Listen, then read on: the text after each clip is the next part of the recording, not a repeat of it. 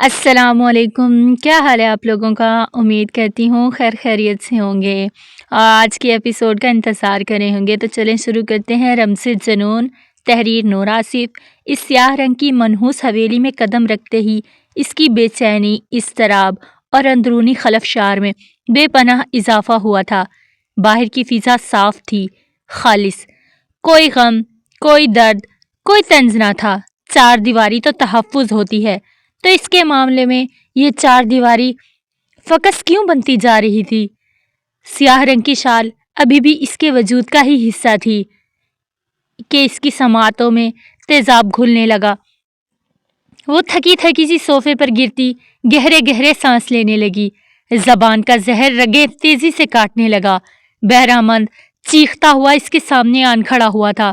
ملالہ خان گردن اٹھائے اسے گلابی آنکھوں سے دیکھنے لگی تھی۔ شرم و لحاظ تم میں ہے کہ نہیں ہے ملالہ؟ بہرامند غصے سے گرجا تھا۔ کیا کیا ہے میں نے؟ وہ تھکی تھکی نگاہوں سے اسے دیکھ رہی تھی۔ تمہارا ہمت کیسے ہوا اس حویلی سے نکلنے کا بے شرم عورت؟ اب کیا گل کھلانا چاہتا ہے تم بہت بے شرم ہے، بے غیرت سے بھی اوپر۔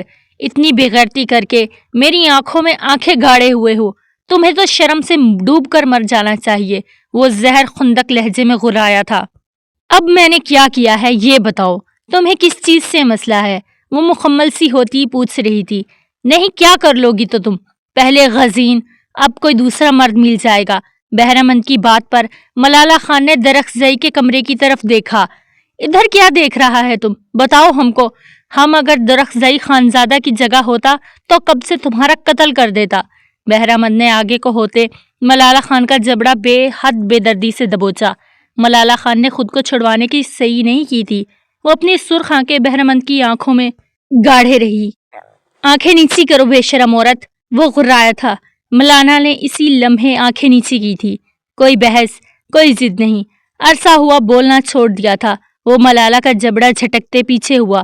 ملالہ سر دونوں ہاتھوں میں گرا گئی تھی۔ یہی کر سکتی تھی اور وہ یہی کر رہی تھی۔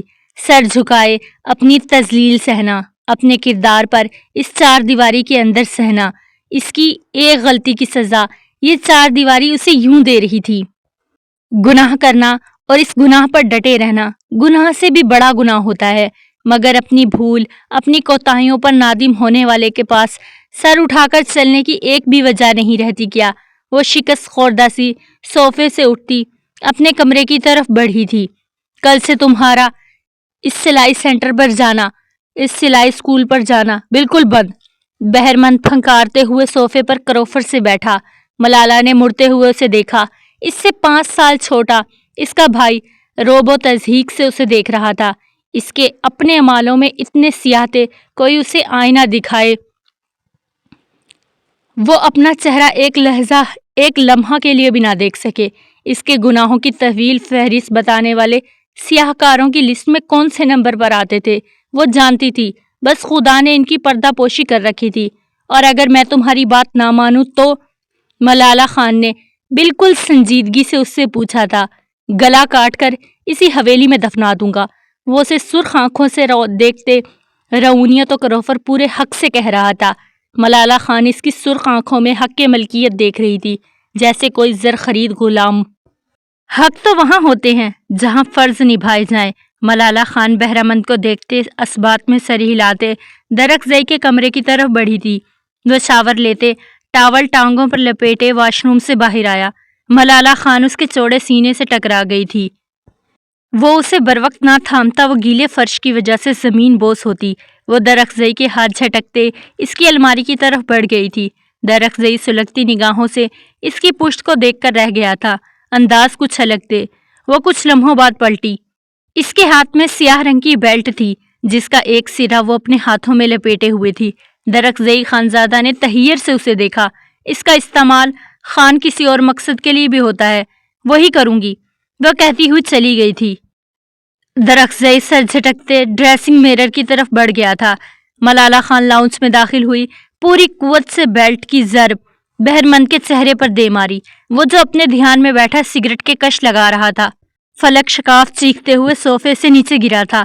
ملالہ خان پوری قوت سے بنا رکے اسے مارتی ہی جا رہی تھی۔ بہرامند کی دل خراش چیخیں حویلی میں گونج رہی تھی۔ للما خانم اور پشمینہ بھاگتی ہوئی آئی تھی۔ کیا بکواس کر رہے تھے تم؟ میرا گلا کاٹو گے ذلیل انسان! وہ غراتی ہوئی بہرامند کے جسم پر بیلٹ سے ضربیں برسا رہی تھی۔ للما خانم متوجہ ہوتے ملالہ کی طرف بڑھی۔ خبردار بی جان، آپ آگے آئیں، خدا کی قسم اس منحوس کو تو میں ادھیڑ کر رکھ دوں گی۔ وہ حک والے سرے سے اب بہرامند کو مارنے لگی تھی۔ اتنا ظالمانہ ایکٹ، اتنی وحشت کہ حد نہیں تھی۔ للما خانم اپنے سینے پر ہاتھ رکھ گئی تھی۔ ملالہ اپنے ہوش و حواس میں نہیں لگ رہی تھی۔ میرا گلا کاٹو گے؟ مجھے گالیاں دو گے؟ کس حق سے؟ کس نے حق دیا ہے تم مجھے یوں ذلیل کرو بغیرت انسان؟ ملالہ نے پوری قوت سے اس کی پشت پر بیلٹ ماری تھی۔ وہ بن آب مچھلی کی طرح تڑپ کر رہ گیا تھا۔ اتنی ماریں کھائیں تھیں، یہ مار سب سے دردناک تھی۔ ایک عورت سے پٹنے کا درد ہی الگ تھا۔ بھائی ہے تمہارا بدبخت! للما خانم غرائی تھی۔ بھائی ہے یہ میرا؟ اسے بھائی کہتے ہیں تو دشمن کس کو کہتے ہیں؟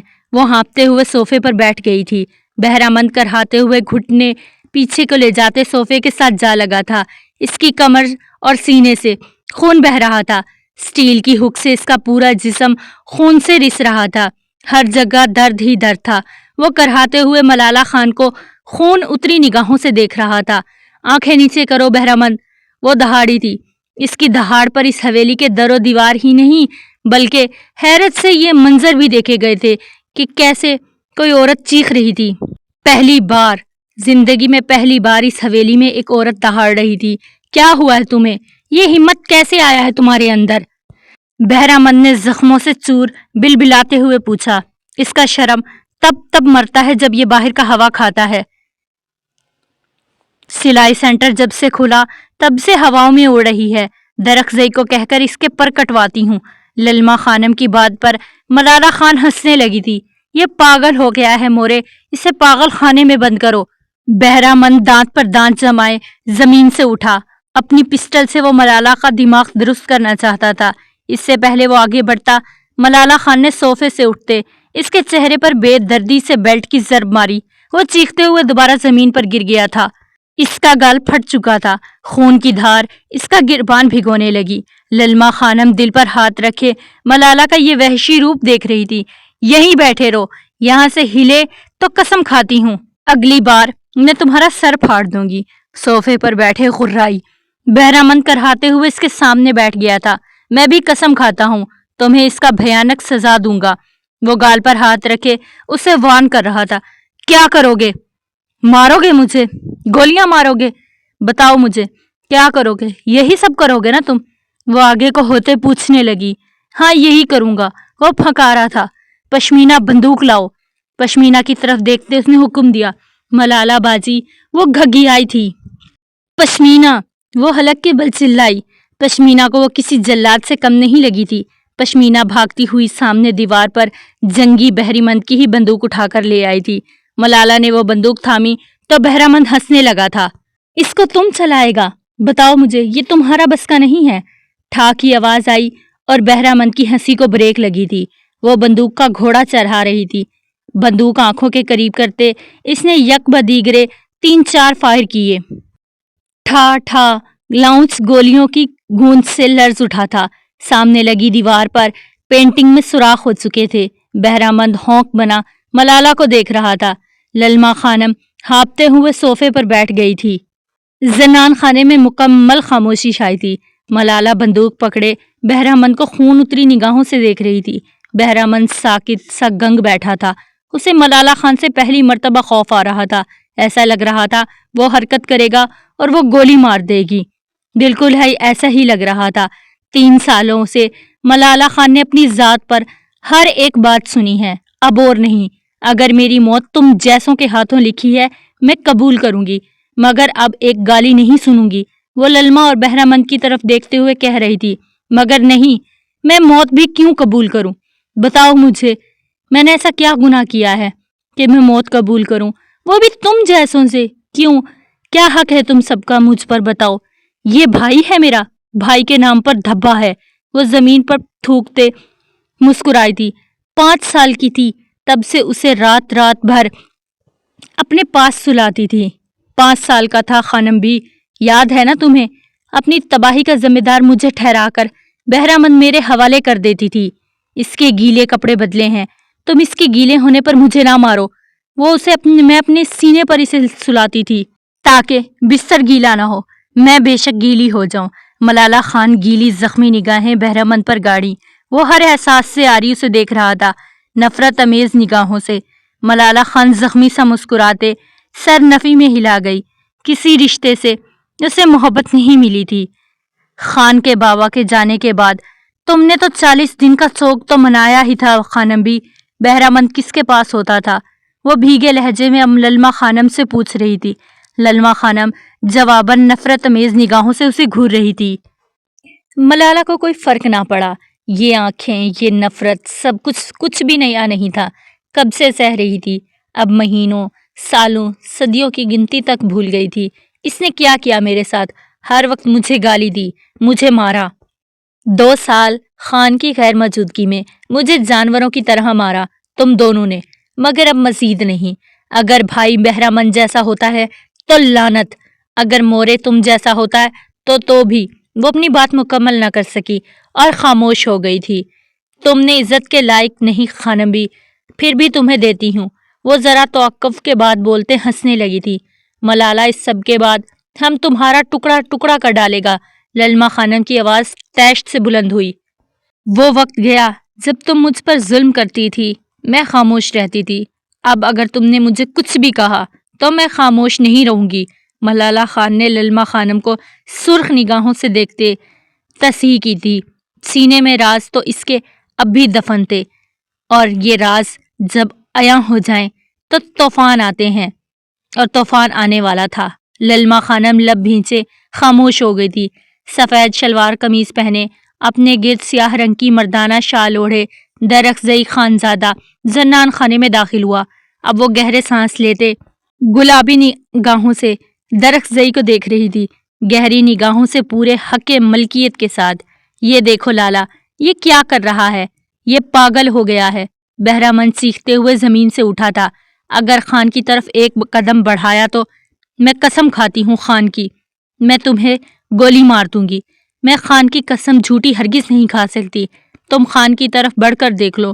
ملالہ خان نے بندوق کا رخ بہرامند کی طرف کیا۔ بہرامند رک گیا تھا۔ درخزئی خاموشی سے یہ سب دیکھ رہا تھا، نگاہوں میں اس کے واضح لاتعلقی تھی۔ درخزئی، اس کو روکو، یہ پاگل ہو گیا ہے، اس کو صرف تم ہی روک سکتا ہے۔ للما خانم نے درخزئی کی طرف نگاہ کی۔ میں کیا کر سکتا ہوں خانم بھی؟ یقیناً بہرامند نے ہی کچھ کیا ہوگا۔ وہ کندھے اسکاتے صوفے پر بیٹھ گیا تھا، سگریٹ جلائے، آنکھوں میں ٹھنڈک لیے یہ منظر دیکھنے لگا۔ وہ اٹھ کر بیڈ سے پھر سے بہرامند کو بے دردی سے مارنے لگی۔ بہرامند کی دلخراش چیخیں حویلی میں پھر سے گونجنے لگی۔ درخزئی سگریٹ کے گہرے کش لیتے یہ سب کچھ دیکھ رہا تھا۔ کیا دیکھ رہا ہے درخزئی تم؟ یہ لڑکی کیا کر رہا ہے؟ تم اسے روکتا کیوں نہیں؟ للما خانم چلائی تھیں۔ دیکھ بھی رہا ہوں اور کچھ دیر پہلے سنا بھی تھا جو بہرامند نے کہا، یہ اسی لائق ہے۔ وہ سگریٹ کے گہرے کش لیتے، اس کی آواز بالکل سرد تھی۔ للما خانم ششدر ہی ہوئی تھی۔ انہیں درخزئی سے اس رد عمل کی توقع نہ تھی۔ وہ ملالہ خان کو منہ نہ لگاتا تھا، آج اس کا ساتھ دے رہا تھا۔ ملالہ خان کے ہاتھ رکے، وہ گردن ترچھی کرتے بھیگی نگاہوں سے درخزئی کو دیکھنے لگی۔ ٹھیک کیا ہے میں نے خان؟ درخزئی کی طرف دیکھتے بلند آواز میں پوچھا۔ 100% درست۔ وہ صوفے سے ٹیک لگائے ٹانگ پر ٹانگ جما گیا۔ وہ پھر سے بہرامند کو مارنے لگی تھی۔ بہرامند کی چیخوں سے زنان خانہ لرزنے لگا۔ اٹھو اور سیدھا اس حویلی سے دفع ہو جاؤ۔ شکر کرو زرلاشتہ حویلی میں نہیں، ورنہ مجھ سے پٹتا دیکھ کر وہ تمہاری عزت کرنا چھوڑ دیتی، جو ہر وقت تم اسے تانے دیتے رہتے ہو اسے خریدنے کے۔ دیکھنا کسی دن اس نے سوتے میں ہی تم پر ہی گولی چلا دینی ہے، تمہیں ہی مار دینا ہے۔ ملالہ خان نے دوبارہ سے پسٹل بہرامند پہ تانی۔ اٹھو! وہ دہاڑی۔ بہرامند زمین سے اٹھتے تیزی سے داخلی دروازے کی طرف بڑھا۔ کوئی بعید نہ تھا کہ وہ اسے گولی ہی مار دیتی۔ اگر مجھ پر دوبارہ سے کوئی حکم چلایا تو گولی مار دوں گی۔ اب سے ہر وقت میرے پاس بندوق بھی ہوگی۔ ملالہ نے غراتے ہوئے بندوق سے فائر کیے۔ زنان خانہ گولیوں سے پھر سے گونج اٹھا تھا۔ بہرامند ہڑبڑا کر رہ گیا۔ وہ تیزی سے حویلی سے نکل گیا۔ تمہیں اس کا انجام بھگتنا پڑے گا۔ للما خانم تیش سے ملغوزات بکتے وہاں سے چلی گئی تھی۔ ملالہ خان صوفے پر بیٹھی گہرے گہرے سانس لینے لگی۔ دیکھ رہے ہو خان، ایسی ہوتی ہیں مائیں، کبھی دیکھی ہیں تم نے ایسی مائیں؟ اس کی آواز میں ٹوٹے کانچ کی کرچیوں کی چھن تھی، چبھن تھی۔ درخزئی صوفے سے اٹھتے ملالہ کی طرف بڑھا۔ سب ساکن ہوا۔ صوفے پر بیٹھی ملالہ خان بھی ایک لمحے کو ساکن ہوئی، مگر اگلے ہی لمحے برف ہوئی۔ اس مرد کی عنایات وقتی ہوتی تھی۔ اس نے سحرزادہ ہونا چھوڑ دیا تھا، مگر دل کو کیسے سمجھاتی جو دھڑک دھڑک کر اس سے دغا کر رہا تھا۔ وہ ملالہ خان کی طرف جھکا تھا، اسے نرمی سے شانوں سے جکڑے کھڑا کیا۔ ملالہ خان کے وجود پر جمی برف اسی لمحے پگھلنے لگی۔ وہ بھربھری مٹی کی طرح ڈھیر ہونے کو تھی۔ ملالہ خان کے سر سے سرکتی چادر درخزئی نے بے حد نرمی سے اس کے سر پر اڑھائی۔ ملالہ خان کی سبز آنکھوں سے آنسو ٹوٹ ٹوٹ کر گرنے لگے۔ میں نے کبھی بھی نہیں چاہا تمہیں سزا ایسے ملے۔ تم دن رات یہ سب کچھ برداشت کرو۔ میں ان مردوں میں سے ہرگز نہیں ہوں جو عورت کی نگاہیں نیچی کر کے خود کو مرد کہے۔ تم نے جو کیا، میں اسی دن تمہیں سزا دے کر جا رہا تھا۔ ملالہ روتے ہوئے سے سن رہی تھی۔ مجھے طلاق دینے کو نہیں دی گئی تھی، اس بات کا گواہ ہو۔ میں نے تمہیں تھپڑ مارے، میری غیرت نے جوش مارا تھا۔ اس وقت میری غیرت کہتی تھی تمہیں قتل کر دوں، مگر مجھے احساس ہو گیا تھا تم سے نکاح کرنا میرا غلط فیصلہ تھا۔ ایسے مت کہو خان۔ وہ درخزئی کی شال مٹھیوں میں دبوچ گئی۔ یہ لفظ اس کا دل چیر رہے تھے۔ تانا نہیں مار رہا ملالہ، میں صرف اپنی غلطیاں تسلیم کر رہا ہوں۔ مجھے جیسے ہی پتہ چلا کہ تم کسی اور میں انٹرسٹڈ ہو، مجھے تمہاری مرضی کے خلاف جا کر یہ نکاح نہیں کرنا چاہیے تھا۔ ایسا نہیں ہے خان، میری محبت تم ہی تھے، میں ہی نہ سمجھتی۔ وہ بھیگے لہجے میں بولی۔ نہ تم سمجھ سکی ملالہ، اور نہ میں۔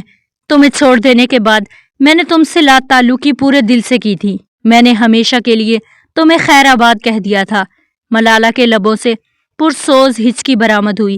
یہ سب سننا بے حد تکلیف دہ تھا۔ وہ ملالہ کے گال پر نرمی سے ہاتھ رکھ گیا۔ ملالہ خان ہمیشہ کی طرح ساکت ہوئی، مگر ہمیشہ ٹوٹتے ہیں، اب ٹوٹ جانے تھے۔ وہ جانتی تھی یہ بھرم۔ وہ بے حد نرمی سے ملالہ کے آنسو صاف کرنے لگا۔ وہ بے یقینی سے اسے دیکھ رہی تھی۔ اتنے آنسو مت بہاؤ، ورنہ میرا بخت تمہارے آنسوؤں کی نظر ہو جائے گا۔ مجھے مزید آہیں نہیں چاہیے۔ میں نے کبھی تمہیں دل سے بد دعا نہیں دی۔ وہ تڑپ اٹھی تھی۔ پھر بھی میں برباد ہو گیا۔ وہ مایوسی سے مسکرایا تھا۔ تمہارے میرے بیچ غزین نہیں ہے، نہ تمہاری کی گئی بے وفائی ہے ملالہ۔ تمہارے میرے بیچ وہ عورت ہے جس سے میں بہت محبت کرتا ہوں۔ وہ آہستگی سے کہہ رہا تھا، شکستگی کے ساتھ سب کچھ اعتراف کر رہا تھا۔ ملالہ خان کے ہاتھ گرفت اس کی شال پر مضبوط ہوئی۔ بے وفائی نہیں کی، میرا یقین کرو۔ ملالہ کے لب بے آواز کپ کپانے لگے۔ میں تمہاری طرف سچے دل سے بڑھا تھا، بنا کسی دھوکے اور فریب کے۔ میرے دل میں اس وقت صرف تم ہو تھی۔ جب سے اسے اپنایا تم کہیں نہیں تھی۔ جب اس نے مجھ سے محبت کی، مجھے اپنا آپ سونپ دیا، دھندلی پرچھائیاں بھی ختم ہو گئیں۔ میں نے ایک بار کہا تھا، وفا کے ترازو میں تمہیں اور اسے بٹھایا جائے، اس کا پلڑا بھاری ہوگا۔ یہ آدھا سچ تھا، پورا یہ سچ ہے۔ میری محبت کا ترازو صرف اور صرف اس عورت کی طرف جھکتا ہے۔ درخزئی نے ایک اچٹی نگاہ ملالہ کے دھواں دھواں چہرے پر ڈالی۔ تمہیں اذیت دینا میرا مقصد نہیں ہے۔ میں اعتراف کر رہا ہوں تاکہ تم سمجھ سکو، خود کو اس اذیت سے آزاد کر دو۔ ملالہ خان خود اذیتی سے مسکرائی تھی۔ بھلا دل کی تکلیفوں کا سد باب ممکن تھا؟ مجھے بتاؤ تم خود ہی، اس سب میں اس کا کیا قصور تھا؟ اسے تو تمہارے متعلق کچھ پتہ ہی نہیں تھا۔ اسے میں نے دھوکہ دیا ہے، اس سے ہر حقیقت چھپائی۔ جو کچھ تم نے میرے ساتھ کیا وہ میں نے اس کے ساتھ کیا۔ سب برباد ہو گیا، تم، میں اور وہ اپنی ہار، شکستگی دل سے قبول کر رہا تھا۔ یقین کرو میں تمہاری طرف پلٹ آتا اگر عنایا میری زندگی میں نہ آئی ہوتی، اگر میں نے اسے دھوکہ نہ دیا ہوتا۔ قسمت اسے لے آئی ہمارے درمیان، وہ آ تو گئی مگر ایسے نہ آئی، پھر جا ہی نہ سکی، اب کبھی بھی وہ جا نہ سکے گی۔ بتاؤ میں کیا کروں؟ اس کے لیے میں تمہیں چھوڑ رہا ہوں، تمہاری اذیت ختم کر رہا تھا، سب کچھ ٹھیک کر رہا تھا، مگر سب ختم ہو گیا، سب ختم ہو گیا۔ وہ چلی گئی تو سب ختم ہو گیا۔ اسے ایسا نہیں جانا چاہیے تھا، اسے مجھے چھوڑ کر تو ہرگز نہیں جانا چاہیے تھا۔ درخزئی دل گرفتگی کے اعلیٰ مقام پر تھا، ٹوٹا، بکھرا، نادم، پشیمان۔ اب کیا کرنا ہے خان، یہ بتاؤ۔ وہ اس کی شال چھوڑتے صوفے پر بیٹھ گئی تھی، گردن اٹھائے سرخ آنکھوں سے اسے دیکھا۔ مجھے نہیں پتا ملالہ، مجھے واقعی میں نہیں پتا، میں صرف اتنا جانتا ہوں کہ میں اس کے بغیر نہیں رہ سکتا۔ یہ حویلی، وہ کمرہ مجھے کھاٹ کھانے کو دوڑتا ہے۔ وہ بھی صوفے پر بیٹھے سر ہاتھوں میں گرا گیا۔ ملالہ خان گہرے سانس لیتے اسے دیکھ رہی تھی، وہ خود پر ترس کھائے یا سامنے بیٹھے مرد پر۔ اسے سمجھ ہی نہیں آ رہا تھا، دونوں تباہ و برباد ہو چکے تھے۔ جرم صرف محبت تھا جس میں انجانے میں شراکت داری کر ڈالی تھی۔ مجھے اسے واپس لانا ہے، ہر صورت، میں اسے نہیں چھوڑوں گا۔ وہ سر اٹھائے ہرا رہا تھا۔ وہ اٹھا تھا اور داخلی دروازے کی طرف بڑھا تھا۔ ملالہ خان اس کی پشت کی طرف دیکھنے لگی۔ وہ رکا تھا، مڑ کر ملالہ کی طرف نگاہ کی، اپنی قمیض کی جیب سے ریوالور نکالے ملالہ کی طرف بڑھایا تھا۔ وہ پھر سے مجسم بنی اسے ہی دیکھ رہی تھی۔ جب جب یہ مرد اس کی طرف بڑھتا تھا، سانسیں روک دیتا تھا۔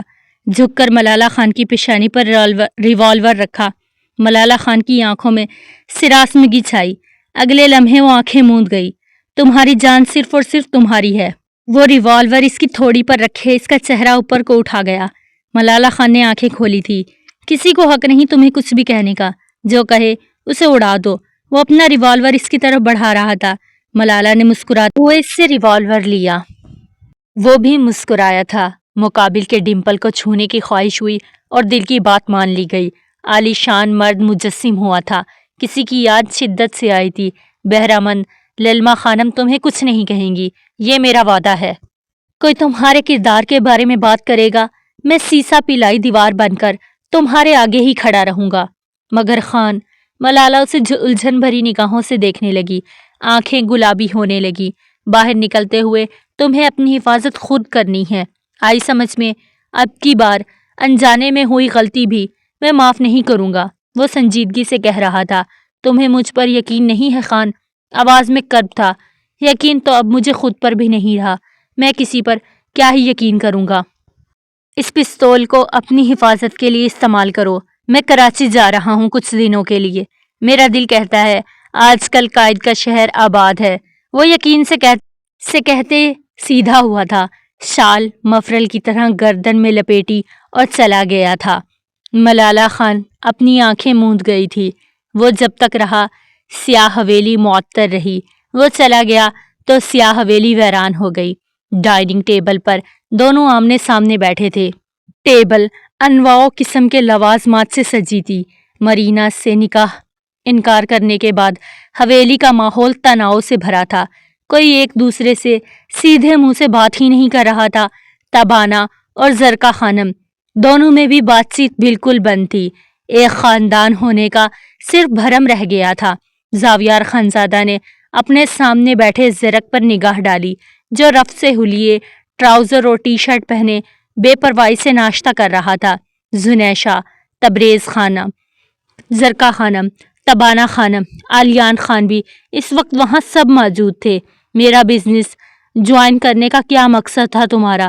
زاویار کے سوال پر زرک چھری کانٹے سے آملیٹ کھاتا ہاتھ رکا تھا۔ سب ہی نے تقریباً ناشتے سے ہاتھ کھینچے تھے۔ جواب یہاں ہونے والا تھا، وہ سبھی واقف تھے۔ تمہارا بزنس کہاں سے ہو گیا؟ جواباً زرک نے اطمینان سے پوچھا تھا۔ وہ کندھے جھٹکتے پھر سے ناشتے سے انصاف کر رہا تھا۔ ڈائننگ روم میں صرف اسی چھری کانٹے کی آواز گونج رہی تھی۔ زاویار نے اپنی گردن سہلاتے ضبط کیا۔ آپ سے تم پر آنا اسے کافی چبھا تھا۔ جن سے محبت کرتا تھا وہ کچھ بھی ہو جانے پر پہلے عزت میں ہی کمی کرتے تھے۔ یہ بزنس میرا ہے، میں اکلوتا اس کا وارث ہوں۔ کہو تو پیپر دکھا دوں؟ کرسی سے ٹیک لگائے سنجیدگی سے اس نے کہا تھا۔ تبریز خان پہلو بدل کر رہ گیا تھا۔ آلیان نے منہ پر ہاتھ پھیرتے اپنے بیٹے پر نگاہ ڈالی۔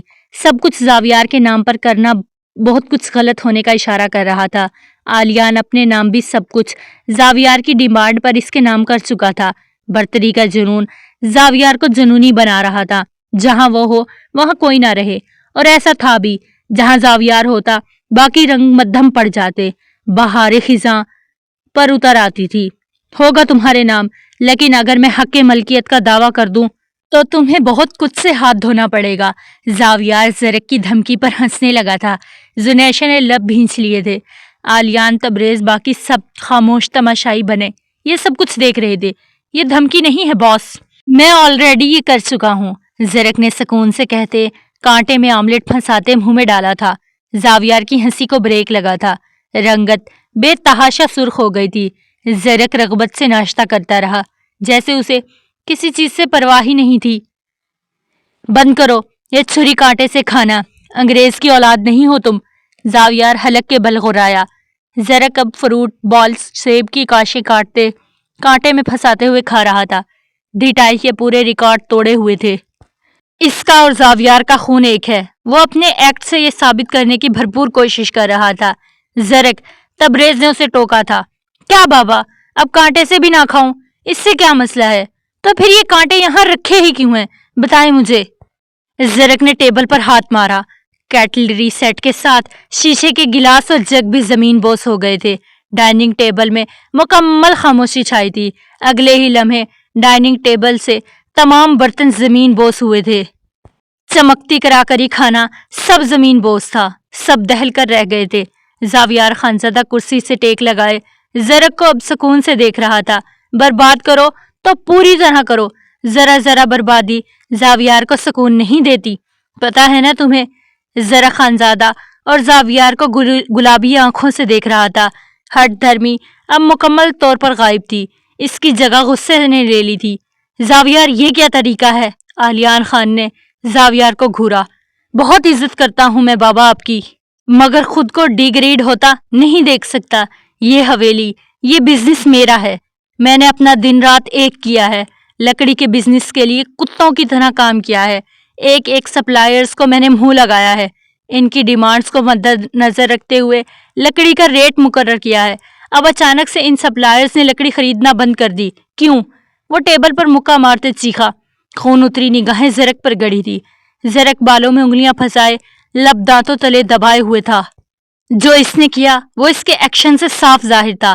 تم سپلائرز کو لکڑی زیادہ ڈیمانڈ میں بیچ رہے تھے، تم نے رئیس بدلے، ان سے کیے کانٹریکٹ سے مکر رہے تھے، انہیں لکڑی کہیں اور سے خریدنے کا کہہ رہے تھے، اور تو اور جو سستے داموں لکڑی بیچ رہے ان سے ڈیل کروا رہے تھے۔ ہمت کیسے ہوئی یہ سب کرنے کی؟ زاویار کی آواز پوری حویلی میں گونج رہی تھی۔ سبھی زرک کو دیکھ رہے تھے۔ تبریز پہلو پر پہلو بدل رہا تھا۔ زاویار سے دشمن کسی صورت نہیں چاہتا تھا وہ یہ دشمنی۔ زرک نے وہ طرف کا پتا تھا جس کی بدولت وہ ابھی بھی زاویار سے بہت کچھ حاصل کر سکتا تھا۔ زرک یہ سب کرے گا؟ تبریز بے یقین تھا۔ زنیشا بھی بے یقینی سے زرک کو دیکھ رہی تھی۔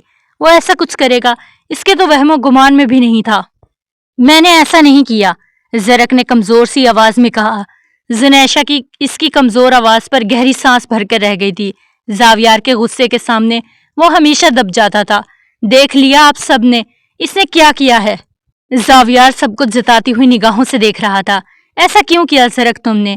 آلیان نے چبھتی نگاہوں سے زرک کو دیکھتے ہوئے پوچھا۔ میں کیوں کروں گا؟ وہ بے پرواہی سے کہہ رہا تھا، مگر آنکھوں میں بہتا ہوا غصہ بالکل بھی چھپائے نہیں چھپ رہا تھا۔ اس کی کن پٹی کی رگیں ابھر رہی تھی۔ تم کیوں کرو گے؟ وجہ سب جانتے ہیں، ذاتی دشمنی کا سارا بدلہ میرے بزنس پر اتار رہے ہو۔ مرینا سے نکاح سے انکار کیا میں نے، اس کا بدلہ لے رہے ہو مجھ سے۔ کیا تم نے زرک سے زمر سے نکاح سے انکار نہیں کیا تھا؟ بتاؤ مجھے، تمہارا حصہ تم نے بدلہ لیا تھا، الٹا تمہارے نام تمہارا حصہ کروا دیا۔ کیا میں نے بدلہ لیا تھا؟ زاویار کی بات پر زنیشا نے بری طرح پہلو بدلا تھا۔ میں کیوں انکار کیا؟ وجہ تم جانتے ہو، زرک نے آگے کو ہوتے کہا۔ میں نہیں جانتا، بتاؤ مجھے۔ زاویار بھی جیسے آج سب کچھ پوچھنے کو تیار بیٹھا تھا، آگے کو ہوا۔ دونوں اب ایک دوسرے کو کاٹدار نگاہوں سے دیکھ رہے تھے۔ میں زنیشا سے محبت کرتا تھا، میں اس کی جگہ کبھی کسی کو نہیں دے سکتا تھا۔ مجھ سے پوچھے بغیر آپ سب نے میرا نکاح طے کر دیا، ایسے کون کرتا ہے؟ ایسے میں کرتا ہوں، میں یعنی زاویار خانزادہ۔ زاویار نے تیش سے ٹیبل پر مکہ مارا۔ شیشے کی میز لرز اٹھی تھی۔ میرے بھائی ہو تم، میں تمہاری طرف سے فیصلہ لے سکتا تھا۔ زمر کا تمہارے ساتھ نکاح کرنے کا فیصلہ لمحوں میں نہیں ہوا تھا۔ کتنی بار تم سے اس کے بارے میں بات ہو چکی تھی، ہر بار تم نے ٹال مٹول سے کام لیا۔ کیا کبھی کھل کر انکار کیا تھا تم نے؟ زاویار نے کاٹدار لہجے میں سوال کیا۔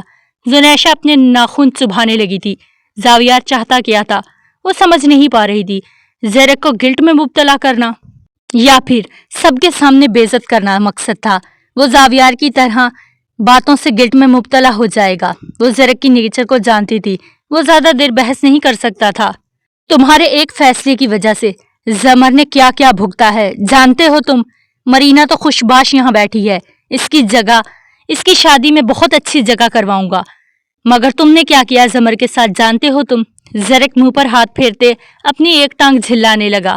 زاویار اپنا سب کچھ کیا دھرا زیرک پر ڈال چکا تھا۔ زیرک اپنے ایکشن سے نادم نظر آ رہا تھا۔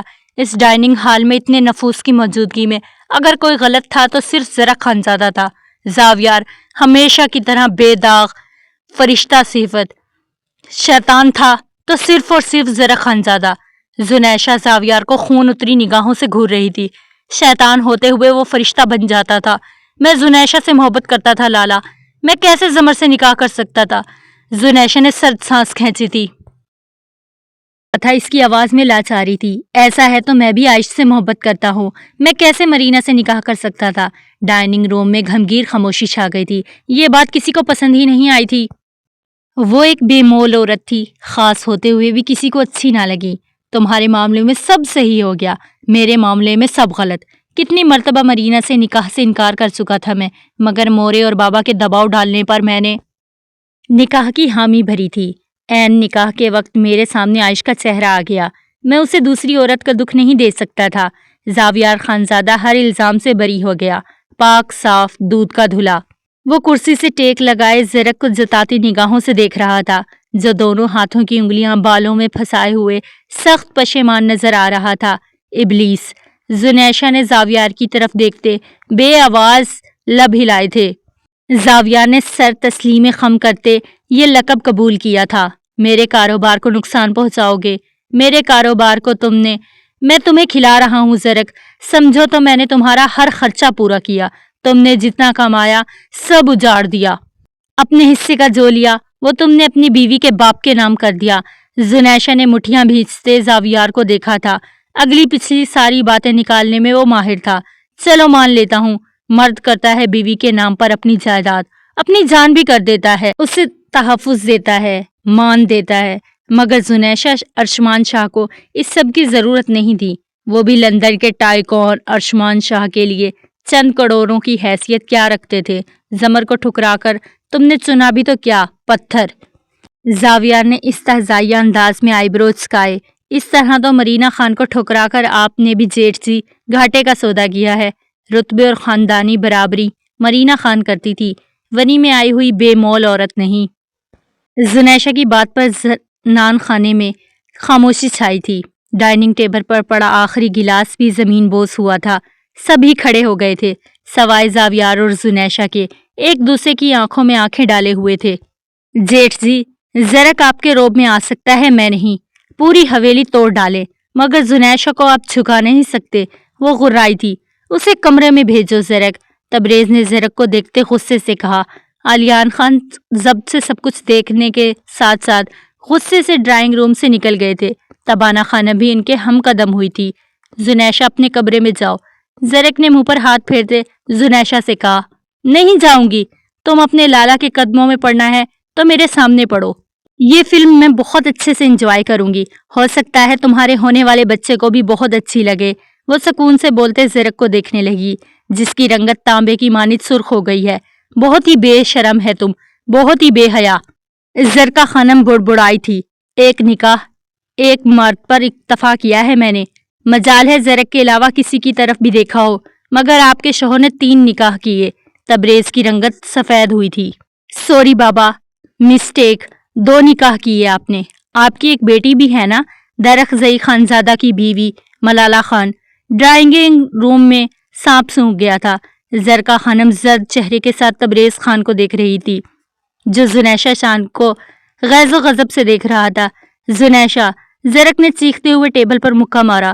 زنیشہ گردن اٹھائے زرک کو بے تاثر نگاہوں سے دیکھ رہی تھی، آنکھیں گلابی ہر احساس سے آ رہی تھی۔ دفع ہو جاؤ کمرے میں تم۔ وہ اس کی طرف جھکتے پھنکارا۔ سچ بولا ہے میں نے زرک، कुछ गलत नहीं कहा, तुम जानते हो अच्छी तरह। बकवास बंद करो और कमरे में जाओ। कमरे में आकर मैं तुम्हारा दिमाग दुरुस्त करता हूँ। वो तमाम लिहाज बालाए ताक रखते फट पड़ा था। Thank you for all taking mess on your shoulders for me. Zaviyar लब बेआवाज अंदाज में हिलाते जुनैशा को देखते मुस्कुराया था। वो इसके लफ्जों की जुम्बिश पर भड़ भड़ जली थी। कमरे में जाओ, जरक ने चीखते हुए अल्फाज चबाए। जुनैशा इसी लम्हे ड्राइंग रूम से निकल गई थी। जरका खाना वहां पर मजीद ठहर ना सकी थी, वहां से निकलती चली गई थी। मोरे जरक खानजादा जरका के पीछे बढ़ा ही था कि यकदम जावियार ने उसे बाजू से खींचते दीवार के साथ लगाते इसकी गर्दन पर छुरी रखी थी। जरक ने लब भींच लिए सुर्ख चेहरे के साथ जावियार को देखता रहा। आइंदा मुझे नुकसान पहुंचाने की कोशिश भी की तो भूल जाऊंगा कि हम एक ही खानदान से हैं जरक। वो सर्द लहजे में वार्न कर रहा था। इन दोनों के पीछे खड़ा तबरेज खान बेबसी से हाथ मल रहा था। इतनी हिम्मत नहीं थी अपने बेटे को जावियार के हाथों से छुड़वा पाता। नुकसान में मैं नहीं, आपको अल्तमिश पहुंचा रहा है। बकवास बंद करो, वो मर सकता है, मुझे धोखा नहीं दे सकता। जावियार जरक का जुमला पूरा होने से पहले ही गरज उठा था। ऐसी बात है तो फिर होश के नाखून लें लाला। अल्तमिश के आजकल जिसके साथ मरासिम बढ़ रहे हैं वो बहुत ही जल्द आपके हलक से आपकी जान निकाल लेगा। जरक खानजादा इस्तहजाया मुस्कुराया था। छुरी का दबाव जरक की गर्दन पर बढ़ने लगा था। जावियार गैर इंसानी आंखों से जरक को देख रहा था। बेशक मैंने लकड़ी के रेट बदले हैं, सब कुछ किया है लाला, मैं मानता हूँ, मगर आपके दुश्मन के साथ हाथ नहीं मिलाया। वो जावियार की आंखों में देखते बोला। कौन दुश्मन? जावियार की छुरी की नोक जरक की गर्दन पर बढ़ी। नन्हा सा खून का कुतरा जरक की गर्दन पर चमक उठा था, नमूदार हुआ था। जरक ने करहाते हुए आंखें मींची। हाथ मेरे भी हैं, लिहाज नहीं करूंगा, छुरी हटाओ। जरक चीखा था। कौन सा दुश्मन? जावियार इससे भी बुलंद आवाज में चीखा। शाहवीर मलिक। जरक के बताने पर जावियार तेजी से पीछे हुआ था। रंग सफेद पड़ा था। अल्तमिश ऐसा नहीं कर सकता। जावियार के लब थरथर आए थे। वो ऐसा कर रहा है। शाहवीर के साथ मैंने उसे खुद देखा है। शाहवीर मलिक ने ही आपके तमाम सप्लायर्स को लकड़ी सस्ते दामों बेची है। मुझे नहीं पता था वो डीलर शाहवीर मलिक है, वरना मैं कभी ये ना करता। मैं घटिया हूं, मगर इतना नहीं कि शाहवीर मलिक के साथ हाथ मिलाऊं, जो अजान को कत्ल करे। कसूरवार साबित करने की हर मुमकिन कोशिश कर रहा है। अजान इर्तजा का कातिल है तो मेरा भी दुश्मन है। इर्तजा का खून किसी कीमत पर भी माफ नहीं। जो जावियार का दुश्मन है वो मेरा भी दुश्मन है। वो सीने पर मुक्का मारते कह रहा था। शाहवीर मलिक। तबरेज खान मुखम्मसे में का शिकार हुआ। पेशानी पर पसीने के कतरे नमूदार हुए थे। वो अपने मुंह पर हाथ फेरते तेजी से वहां से निकलता चला गया था। अल्तमिश मर सकता है मगर ऐसा नहीं कर सकता। वो शामिर को धमकाने गया होगा। जावियार कुर्सी पर बैठ गया था। हाथ बेख्तियार सीने तक जा पहुंचा था। धमकाने के लिए एक दूसरे के गले नहीं मिला जाता। ऐसे लग रहा था जैसे कम के मेले में गुम दो भाई बरसों बाद मिल गए हैं। करण अर्जुन की फिल्म कालाम के पहाड़ों पर चल रही थी। जरक खानजादा तंजिया हंसते अपनी शाल का कोना झटकते हुए अपनी गर्दन पर रखे हुए था। झूठ, सब बेकार, सब रद्दी, तुम झूठ बोल रहे हो। जावियार मेज पर पूरी कुव्वत से मुक्का मारते हुए चीखा। जब पूरी तरह से बर्बाद हो जाओगे अब तब बात करूंगा लाला, मगर मेरे पास मत आना अपनी बर्बादी का मातम मनाने। मुझसे बदला लेकर तुम मुझे खो चुके हो। मेरा काम खत्म, अब तुम्हारा काम शुरू। तुम्हारे दुश्मन कौन और दोस्त कौन, ये अब तुम खुद ही सोचो। जरक अपने दोनों हाथ खड़े करते कहा और लंबे लंबे ढाक भरते चला गया। अल्तमिश मेरे लिए जान भी दे सकता है, मगर वो ऐसा नहीं कर सकता। वो गर्दन झुकाए बुड़बुड़ाया था। पत्थरों में दरार पड़ सकती थी मगर अल्तमिश पे शक एक लम्हे को भी नहीं। गर्दन उठाए गहरी सांस ली। वो पुरसकून था, बेहद पुरसकून। रात बर्फ की तरह ठंडी और नर्म थी। तबरेज खान इस वीराने में मिट्टी और पत्थर से बने कमरे के बाहर आग लगाए बैठा था। इस कमरे का दरवाजा बंद था। मुझे निकालो यहाँ से। इस कमरे से मुसलसल ऐसी आवाजें आ रही थी। तबरेज कुर्सी पर बैठे आग सेकते हुए गहरी सोच में गुम बैठा आग सेक रहा था। इसके सामने इसके वफादार आदमी जलाल और वकास खड़े थे। क्या करना है इसका खान साहब? दिन ब दिन ये पागल होता जा रहा है। हर वक्त चीखता है। गंदगी फैलाई वो अलग, खाने को देने जाओ तो कुत्ते की तरह काटने की कोशिश करता है। जलाल ने कहा। کتا اگر پاگل ہو جائے تو اسے مار دینا چاہیے، پاگل کتے کے کاٹے کا کوئی علاج نہیں ہوتا۔ تبریز خان کی آواز دور کھائی سے آتے ہوئے لگتی تھی۔ جلال اور وقاص نے اچھمبے سے ایک دوسرے کی طرف دیکھا تھا۔ اتنی دیر قید کرنے کے بعد اسے مارنا تھا تو پہلے کیوں نہیں مارا؟ مجھے لگا تھا میں زاویار کو ارتضیٰ کے بدلے استعمال کروں گا، مگر ساری بازی پلٹ گئی ہے۔ سب مہرے میرے خلاف جا رہے ہیں، ایسا لگتا ہے میرے خلاف شکنجہ کٹتا ہی جا رہا ہے۔ تبریز خان تشویش زدہ تھا۔ خان آپ ایسے کیسے ڈر سکتا ہے؟ جو پیسہ زاویار سے لینا تھا اس کا کیا؟ جلال اور وقاص پریشان ہوئے تھے۔ یہ زیادہ دیر زندہ رہا، ہم سب کی جان خطرے میں پڑ سکتی ہے۔ زنیشا، زاویار اور اب وہ میجر۔ یہ گیم جلد ہی سب کے سمجھ میں آ جائے گا۔ میں کمزور ہو چکا ہوں۔ تبریز سر ہاتھوں میں گرائے اپنی شکست قبول کر رہا تھا۔ جلال کے جبڑے بھنسے جا رہے تھے۔ ٹھیک نہیں کیا تھا، میرے اپنے ہی بابا نے میرے ساتھ۔ سب کا مالک زاویار کو بنا دیا، میرے حصے میں کیا آیا؟ سب کب سے پلاننگ کر رہا ہوں، مگر زاویار سے وہ سب کچھ نہیں چھین سکا۔ سوچا تھا ارتضیٰ چھین لوں گا، وہ کمزور ہو جائے گا، مگر کچھ نہ ہو سکا۔ پتہ نہیں زاویار کے پاس ایسا کیا ہے جو اس کے سامنے کھڑا ہونے سے بھی ڈرتا ہوں۔ جہاں وہ ہو ہر شے اس کی ملکیت بن جاتی ہے۔ وہ ساتھ چھوڑ دے تو مٹی مقدر ہو جائے۔ تبریز خان کے چہرے پر خوف تھا۔ جلال اور وقاص کے چہرے سپاٹ تھے۔ 1-2 دن تک مار دو اس کو اور اس کی لاش جلا دو۔ تبریز خان نے کرسی سے اٹھتے ہوئے حکم دیا اور اونچے نیچے کٹھنائیوں والے راستے چلنے لگا۔ گاڑی تو بہت دور کھڑی تھی، اس ویرانے میں انسان نہیں اسیب ہی رہ سکتے تھے، اور آسیب زدہ جگہوں پر کتنے مہینوں سے ایک انسان قید تھا۔ جلال اور وقاص آگ کے گرد بیٹھے اب ہاتھ سیک رہے تھے۔ اتنے مہینوں سے کتے کی طرح یہاں پہرا دے رہے ہیں، اتنی لالچ دی مگر دیا کیا ہمیں؟ پیسے کے نام پر چند لاکھ۔ جلال کی رنگت آگ کی مانند سرخ تھی۔ وقاص اس کی ہر بات پر سر ہلا رہا تھا۔ میں اس تبریز کے گناہ کو مزید اپنے سر پر نہیں لے سکتا، میں ارتضیٰ کو ہرگز نہیں مار سکتا۔ جلال 2 ٹوک لہجے میں بولتے ہوئے کھڑا ہوا۔ یہ کیا کہہ رہے ہو؟ وقاص بھکلا گیا تھا۔ میری بات سنو، ہم دونوں یہ پیسے کی وجہ سے کر رہے تھے۔ اگر زاویار سے ہم لوگ ارتضیٰ کے بدلے پیسے مانگ لیں تو پیسے لیتے ہی یہاں سے بھاگ جائیں گے۔ تم پاگل ہو گئے ہو؟ زاویار سے ڈیل کرو گے؟ وقاص کی آواز لرزی تھی۔ جب اس کے بھائی کو مہینوں قید کر کے رکھ سکتے ہیں تو اس سے سودا کیوں نہیں؟ اپنے بھائی کے بدلے وہ لاکھوں نہیں کروڑوں دے گا، ہمیں کروڑوں۔ پتا بھی ہے تمہیں یہ غلط ہے، کچھ بھی گڑبڑ ہو سکتی ہے تو وہ ہمیں کتوں کی طرح مار دے گا۔ جلال اور وقاص دونوں اس بات پر قائل نہیں ہو پا رہے تھے۔ کچھ نہیں ہوگا، 1 کروڑ کی ڈیمانڈ کریں گے، وہ دے دے گا۔ جب وہ دے دے گا تو ہم ارتضیٰ کو مار دیں گے۔ ابھی تم کہہ رہے تھے تم ارتضیٰ کو نہیں مارو گے۔ وقاص شش و پنج میں پڑا۔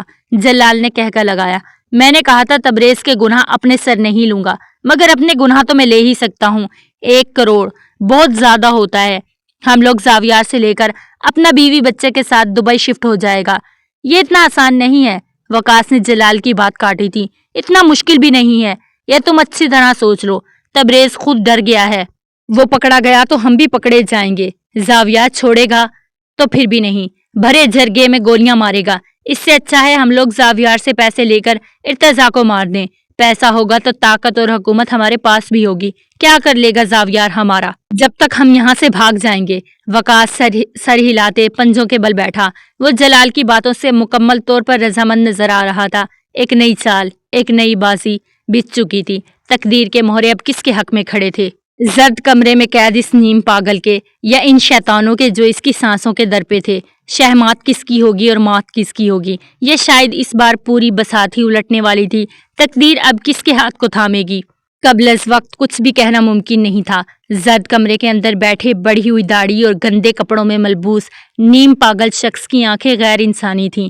خود کو قید کرنے والوں کو وہ عبرت ناک سزا دے گا، وہ فیصلہ کر چکا تھا۔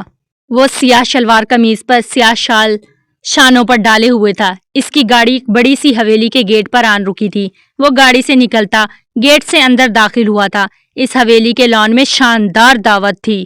بھنے ہوئے سالم بکروں کی خوشبو فضا میں پھیلی ہوئی تھی۔ لان میں بڑے بڑے فینسی کوئلوں سے دہکتے ہیٹر جلا رکھے تھے۔ درمیان میں آگ کا الاؤ بھی روشن تھا۔ وہ اندر داخل ہوا تو ہر آنکھ نے مڑ کر دیکھا، ہر آنکھ میں رشک تھا۔ وہ جہاں آ جائے محفل اس کے نام ہو جاتی تھی، کہیں دوسری طرف دیکھنے کی تو گنجائش ہی نہیں رہتی تھی، اور یہ محفل بھی اسی مرد کے نام ہو گئی۔ ہمارا یار آیا ہے، زاویار خانزادہ، جس کے بغیر ہر محفل پھیکی ہے۔ مراد خان اونچی آواز میں ہنکارا بھرتے زاویار سے بیعقل گیر ہوا۔ دوست کی آڑ میں دشمنی نبھا رہے ہو اور کہتے ہو یار؟ زاویار نے مراد کو سینے میں بھینچتے اس کے کان میں سرگوشی کی اور ٹھا ٹھا کتنے ہی فائر آواز فضا میں گونجے تھے۔ مراد خان زاویار سے الگ ہوتے ہوئے پسٹل سے آسمانی فائر کر رہا تھا۔ مراد خان الجھن بھری نگاہوں سے زاویار کو دیکھ رہا تھا۔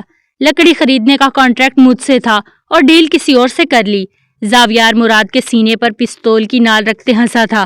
کاروبار اور دوستی مکس کر رہے ہو تم زاویار، جس سے سستی لکڑی ملی وہ خرید لی، ریٹ تم نے بڑھائے تھے، مراد خان نے سنجیدگی سے کہا۔ او یارا مذاق کر رہا تھا میں، زاویار ہنستے ہوئے مراد کے گلے لگا۔ مراد خان نے سنجیدگی سے سر ہلایا۔ وہ زاویار کے مذاق اور سنجیدہ لہجے میں کہی ہر بات کو سمجھتا تھا۔ ملاؤ گے نہیں اپنے نئے یار سے؟ زاویار نے مراد خان کے شانے پر ہاتھ رکھا۔ کیوں نہیں آؤ؟ مراد خان کرسیوں پر بیٹھے اپنے دوستوں کی طرف بڑھا۔ سبھی اٹھ کر زاویار کے گلے لگے تھے۔ وہ زاویار کے بھی دوست تھے۔ زاویار کی نگاہ سفید شلوار قمیض میں ملبوس نیلے رنگ کی مردانہ شال اوڑھے ہوئے شاہویر ملک پر تھی۔ نیلا رنگ زاویار کو اندر تک کسی بچے کی مانند چبھ گیا تھا۔ شاہویر ملک زاویار کو دیکھ رہا تھا۔ رقابت، حسد، رشک، بہت چھوٹے جذبے تھے جو وہ زاویار خانزادہ کو دیکھتے ہوئے محسوس کر رہا تھا۔ نوکدار کیلیں اسے اپنے وجود میں گڑتی ہوئی محسوس ہوتی جب یہ انسان اس کی نظروں کے سامنے آتا۔ دونوں آنکھ کے دائرے کے آگے آن کھڑے ہوئے تھے، ایک دوسرے پر سرد سرخ نگاہیں گاڑے۔ رقابت کی دیواریں دن بدن اونچی ہوتی جا رہی تھی۔ شاہویر ملک ہے، مراد خان نے آگے بڑھتے زاویار کو انٹروڈیوس کروایا۔ زاویار مبہم سا مسکرایا تھا۔ جو نیندیں حرام کر ڈالے، اس کا نام بھی وہ بھلا نہ جانتا ہوگا۔ یہ زاویار خانزادہ ہے۔ اب کی بات شاہویر مسکرایا تھا۔ جس کو خاک کرنے کی خواہش جنون اختیار کرتے جائے، اس کی پہچان وہ بھلا نہ جانتا ہوگا۔ جلے ہوئے دل کے ساتھ دونوں مسکرا رہے تھے۔ زاویار نے گردن ترچھی کرتے التمش پر نگاہ ڈالی تھی، جو سنجیدگی سے کھڑا ان دونوں کو دیکھ رہا تھا۔ التمش، زاویار نے اسے پکارا۔ آپ پر جان بھی قربان خان، التمش نے سپاٹ لہجے میں جواب دیا۔ التمش، وہ بلند آواز میں گرجا تھا۔ نگاہیں شاہویر ملک پر تھیں۔ آپ پر جان بھی قربان خان، التمش کی آواز بھی بلند تھی۔ شاہویر ملک کے جبڑے بھیجے تھے۔ اپنے بھائی کے ساتھ یہ سلوک اس کی برداشت سے باہر تھا۔ سینے میں ابلتا لاوا مزید دہکنے لگا۔ باقی سب دوست حیرت سے زاویار کو دیکھ رہے تھے۔ وہ کیا ثابت کرنا چاہ رہا تھا کوئی سمجھ ہی نہ پا رہا تھا۔ التمش، وہ حلق کے بل دہاڑا تھا۔ آپ پر جان بھی قربان، التمش حلق کے بل چلایا تھا۔ اس کی وجود کی رگیں ظاہر ہونے لگی تھی۔ شاہویر کی رنگت آگ کی مانند سرخ ہو رہی تھی، آنکھیں تیش سے سرخ ہو رہی تھی۔ زاویار نے گردن گھماتے اوپر کی جانب دیکھا تھا۔ اس حویلی کی تیسری منزل کی چھت پر ایک ہیولا کھڑا نظر آیا۔ زاویار نے سر ہلاتے اسے اشارہ کیا تھا۔ ٹھا! فائر کی آواز گونجی تھی۔ ہڑ بونک سی مچی تھی۔ شاہویر ملک کی چیخ برآمد ہوئی۔ گولی اس کے ہاتھ کو چیر کر نکل گئی۔ التمش دیوانہ وار شاہویر کی طرف بڑھا تھا۔ زاویار بے سانس ہوا۔ زاویار کے چہرے سے ہر رنگ رخصت ہو گیا تھا۔ سب کچھ جیسے کھو دیا تھا۔ ہوائیں تک بے وفا ہو گئی تھی یہاں کی۔ شاہویر ملک کے گرد جھگمٹا لگ گیا تھا۔ کون چیخ رہا تھا، کون آہو پکار کر رہا تھا، زاویار کو نہ دکھائی دے رہا تھا اور نہ سنائی دے رہا تھا۔ اس کی سیاہ آنکھیں دھندلا گئی تھی۔ وہ پیچھے کی جانب قدم بڑھا رہا تھا۔ زاویار نے اوپر کی جانب دیکھتے پھر سے اشارہ کیا تھا۔ ایک اور فائر کی آواز گونجی تھی۔ اس بار لبوں سے دل خراش چیخ زاویار کے حلق سے برآمد ہوئی تھی۔ گولی اس کے بازوں کو چھو کر گزر گئی تھی۔ شاہویر ملک کے گرد سے بھیڑ چھٹنے لگی۔ وہ جو دیوانہ وار شاہویر ملک پر جھکا ہوا تھا، خان، اس کے لب تھر تھر آئے تھے۔ نابینا آنکھیں بینا ہو گئیں۔ ہواؤں میں وفا لوٹ آئی۔ سیاہ لباس والے مغرور مرد کے چہرے پر گئے ہر رنگ لوٹ آئے تھے۔ بہاریں اسی مرد کی ہو گئی تھی۔ التمش بھاگتے ہوئے زاویار کی طرف بڑھا تھا۔ وہ زاویار کو اپنی مضبوط باہوں میں جکڑے اس کے بازو پر اپنا ہاتھ رکھے ہوئے تھا۔ التمش کی سفید قمیض جو پہلے ہی رنگدار تھی مزید رنگدار ہونے لگی۔ اسی لان میں آگ کے گرد دو مرد درد سے چور ایک دوسرے کو سرخ آنکھوں سے دیکھ رہے تھے۔ درد ایک سا تھا، زخم بھی ایک سا تھا۔ سرخ آنکھوں میں ایک ہی پرچھائی، نیلی آنکھوں والی عورت کی، جس کے لیے وہ دونوں جان بھی دے سکتے تھے۔ شاہویر کے بازو میں گولی پیوست تھی۔ وہ زیادہ زخمی تھا۔ سب کو ہی یہاں آئے ہوئے مہمان کی فکر تھی۔ اسی شخص کے گرد زیادہ بھیڑ تھی۔ زاویار کے گرد ایک ہی شخص تھا جو اس کے لیے پوری دنیا تھا۔ अल्तमिश इसके साथ दगा नहीं कर सकता था। दिल पर पत्थर से लिखा जा चुका था, वफादारी अब भी भारी थी। ये फैसला हो चुका था, ये फैसला पत्थर था। पत्थर टूट भी जाया करते हैं, अब वक्त का धारा देखना था, वफा या फिर खून। चलें जी, ये थी आज की एपिसोड। अगर अच्छी लगी हो तो लाइक कीजिएगा, कमेंट कीजिएगा, मेरे चैनल को जल्दी से सब्सक्राइब कर दें और बेल आइकन को प्रेस कर दें ताकि आपको वीडियो बर वक्त मिल जाए। अल्लाह हाफिज़।